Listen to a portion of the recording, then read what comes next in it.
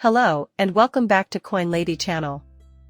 The topics of Ripple and XRP will be covered today. Much of the cryptocurrency and financial markets were like this.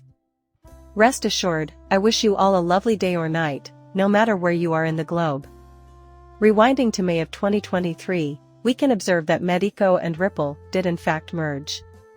Ripple paid $250 million to purchase Medico in order to aim for the $10 trillion opportunity by 2030, also known as institutional crypto custody.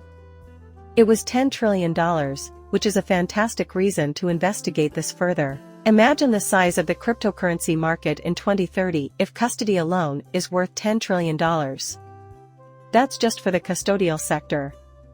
Importantly, though, this is the point at which institutional players like Ripple begin to make a strong push toward becoming an all-encompassing payment, liquidity, and custody solution. What gives me the need to bring this article up again? Why? Because Medico's founder and CEO, Adrian Tsunami, made a forecast back in December. I did talk about this on the channel, though. However, given that we are currently in the year 2024 and are witnessing progress on the institutional front, it is necessary to revisit this. As a result, he foresaw the emergence of a new paradigm in 2023, when the industry aimed to put the past behind it. Financial institutions are no longer being courted by the crypto industry. In order to meet the demands of their customers for fast, clear, and convenient financial services, major banks and other financial institutions throughout the world are aggressively searching for digital asset solutions. We have announced collaborations with multiple international banks in the past year. Even in 2024, we anticipate that adoption rates will keep skyrocketing. Financial institutions are testing the waters with tokenized assets, but they can't do it without a solid foundation of reliable integrations, stringent security measures, and compliance requirements. Now that we're looking at this, HSBC is actually one of my main concerns. Keep in mind the true size of HSBC. They worked with Ripple's Medico in November to build a platform for the custody of security tokens. Greatness abounds. And since we've already covered securities, that's where we'll begin. The annual settlement of quadrillions of dollars with securities makes tokenization of securities massive. Additionally, it should be noted that this will commence in the year 2024. Tokenized physical gold was introduced on November 1, 2023, and the bank plans to deploy a new digital asset custody service in 2024 to go along with its digital asset issuance platform, Orion. According to the company, this is a major step forward since the combined services provide HSBC's institutional clients with a full suite of digital assets. Greatness abounds. I discussed HSBC's massive size on the channel, highlighting the institution's status as an institutional behemoth. Yet another question, why am I bringing this up again?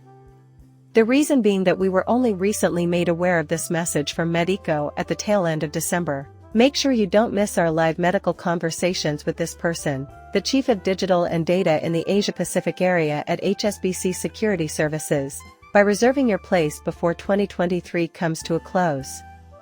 On the 11th of this month, we will be having a discussion about the institutional value chain of tokenized securities. Finally, the tokenized security value chain for institutions is presented here. We can tell that this is a person who has been with HSBC since 2018 if we scroll down a bit. He spearheaded the digital vault at HSBC, which gives investors access to their private placement investment records. And he was also an early proponent of the company's strategy to tokenize physical assets in partnership with the Singapore Stock Exchange. The past 5 years of his efforts on capability development. His contributions have been essential in propelling HSBC to the forefront of the digital assets ecosystem's financial service providers. He collaborates with clients and providers of financial market infrastructure to develop solutions for custody issuance, asset servicing, and the tokenization of both digital and traditional assets.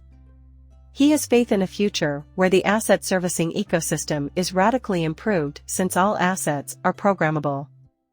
Also, he has a decade of experience leading transformation teams in Asia for the Bank of America Merrill Lynch's worldwide markets, technology, and securities businesses. In addition to the host, we have Medico's Chief Growth Officer down here. Investment banking, wealth management, the commodities and cryptocurrency markets, market structure, legislation, and technology are all areas in which he possesses substantial knowledge. He worked for 20 years at JP Morgan, Barclays, and Bank of America, among others, developing and overseeing trading operations in every major financial center around the world. This is important for Merrill Lynch to keep an eye on because it shows us what's going on at the institutional level. It seems like everyone is advising you to put your money into Bitcoin ETFs. No, it's far bigger than that. This is something I have previously discussed at length. However, my main point is this, followed by this announcement. With the release of the money transfer app, HSBC is taking a calculated approach. And keep in mind that HSBC is making heavy use of Medico, now owned by Ripple, to streamline payments, provide on-demand liquidity, and continue their focus on cross-border payments that they've been doing for almost a decade. And now HSBC has introduced their own app for sending and receiving money. In an effort to compete with money transfer giants, HSBC is launching a global currency conversion app, which will also include a debit card, in the UK before expanding internationally. Also, we recognize that this is a daring step for us. You can find the HSBC app in the App Store and Google Play, so you can reach clients outside of your typical demographic. It's a way for the bank to capitalize on a large and expanding demographic, just like us. From what I can tell, this is going to be quite a platform. Zing has worldwide ambitions, as we can see down here. In line with HSBC's international payment strategy, we want to become a worldwide platform for international payments. We will soon be making an appearance in markets across Asia, the Middle East, and perhaps the European Union. Zing was reportedly established by James Allen, the bank's head of foreign exchange and payments, and is a regulated e-money institution. Consequently, I find this to be quite intriguing. It arrives at a very crucial moment in the market, as previously mentioned, due to HSBC's heavy involvement in Medico. As previously mentioned, Medico is essentially a Ripple company. On the other hand, keep in mind that Wise has been associated with many things. Swift and Smart announced a new partnership in September to expand international payment possibilities for banks and their clients. Today, we see the results. Together, Payments from NC, our objective is to facilitate the continuous flow of value around the world. Secure payments sent using Swift will be able to complete seamlessly over Wise. We are committed to end-to-end transparency, collaboration, and innovation to eliminate fragmentation. Through partnerships like this, fast clients are able to make use of their current infrastructure to safely access the services they desire, all while maintaining the integrity of their data and achieving end-to-end transparency. That being said, I find this really intriguing. Strangest part is that Wise isn't likely using Ripple or XRP for anything other than this partnership, which I also brought up in September. I really like the concept of domino effects in the area, where a single collaboration may expose certain assets to hundreds of organizations. However, they are connected to Triangular, which Ripple controls 40% of. In order to expand the alternatives for international payments, Swift is collaborating with Smart. Even now, I insist that Ripple innovate quickly because I think it was manipulated by a few people in the past. Swift isn't anything I see as a rival to Ripple or XRP. Swift, in my view, must adapt or perish. According to Joel Katz and David Schwartz, Quick stands to gain substantially if it were to employ RippleNet and charge banks to utilize it. When will this go place?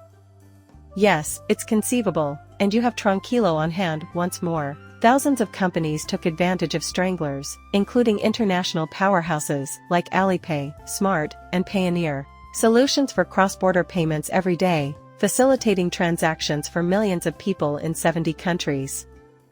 As I mentioned before, Ripple owns at least 40% of Tranglo. Triangle uses on-demand liquidity or Ripple payments, which leverages XRP. On the other hand, we also got a report that delves somewhat into the past. Oops, I meant May of 2023. It was earlier this year.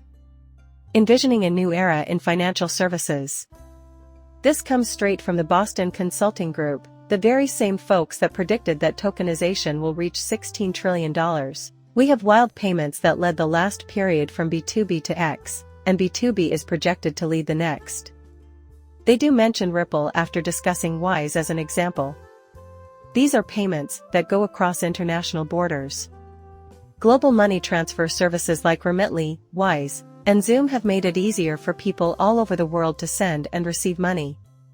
The demand for improved cross-border payment solutions is expected to rise in tandem with the acceleration of globalization. It is prudent to incorporate backup plans within the system in case the primary payment rails experience issues. Once DLT is fully functional, it has the potential to cause a major upheaval in the industry. Blockchain startups like Ripple are forming alliances with banks and payment processors all around the globe to enable instantaneous international money transfers via their RippleNet payment network. Additionally, keep in mind that the Federal Reserve's current service is a major factor that essentially compelled the industry to prioritize real-time settlement when we examine real-time payments. This is something I've mentioned before, hasn't it? The same way that real-time payments occur frequently, we also have instant payments. Using PayPal as an example, I can send a payment and the recipient will get it nearly immediately. The layer that settles disputes needs fixing. Resolution takes time. We examine blockchain and DLT for this reason. Reason being, this device has the potential to make instant settlement a reality. Additionally, keep in mind that the industry of international money transfers is anticipated to reach a value of $250 trillion during the next 3 years. Consider it. Only a small fraction of that market has the potential to generate such a huge wave of wealth, and those companies are currently leading the charge to disrupt their industry. Keep in mind the name of the major player who has been brought up time and time again in relation to the ripple effect of disruption in the cross-border payment arena. Now, aside from this, they also do highlight Wise, which is reasonable given the size of Smart. They support 50 different currencies and have operations in 170 countries. Provides profitable services to over 300,000 SMEs and over 5 million individuals. They became successful because they are associated with other big names, including PayPal, but not within this, is it? Please tell me when these companies will also begin to use fast settlement. Even with the Fed's new service, speedy settlement is quickly becoming a focal point use case in the cryptocurrency industry. This is why I brought it up again. Through APIs, they are utilizing third-party players. I've already discussed this with Cloud and RippleNet. That can be solved via an API. It is intriguing, nevertheless, that the major shifts are just now becoming apparent. Now it's all about competing. The fact that HSBC has come out and said, now we are actually attacking because it's a competitive landscape, further supports this. I also think major players like Ripple will start to get involved with rapid settlement payments. Reason being, we can process payments in real time. Live settlement is not available to us. These days, no one is willing to wait 3 or 5 business days. Sure, I could send you the money right away. There is a delay before it settles. As I've mentioned numerous times before on the channel, we settle quickly as soon as we receive payments. Here we are in the payment system of the future. That is, in my opinion, what will transpire this year. Major firms, such as HSBC, may soon begin to use distributed ledger technology, DLT, and blockchain to accomplish quick. When it comes to settlement, a slew of institutions will descend upon us once we see one participant take that step. This is a highly competitive market, and that is why I say that. A whopping $250 trillion. In this situation, as of right now, I'd say we're over the $156 trillion market valuation they're using. As of the year 2022, it was $156 trillion. They expect cross-border payments to reach $250 trillion by 2027, but I have no idea what it's worth right now. Therefore, this is a massive market with a lot of capital. Furthermore, I think that the most cutting-edge payment technology, which consists of distributed ledger technology, DLT, and blockchain, will be the center of attention for all tech enthusiasts in the near future. With that being said, if you guys enjoyed this video, please subscribe, leave a like, and comment below. See you later, bye.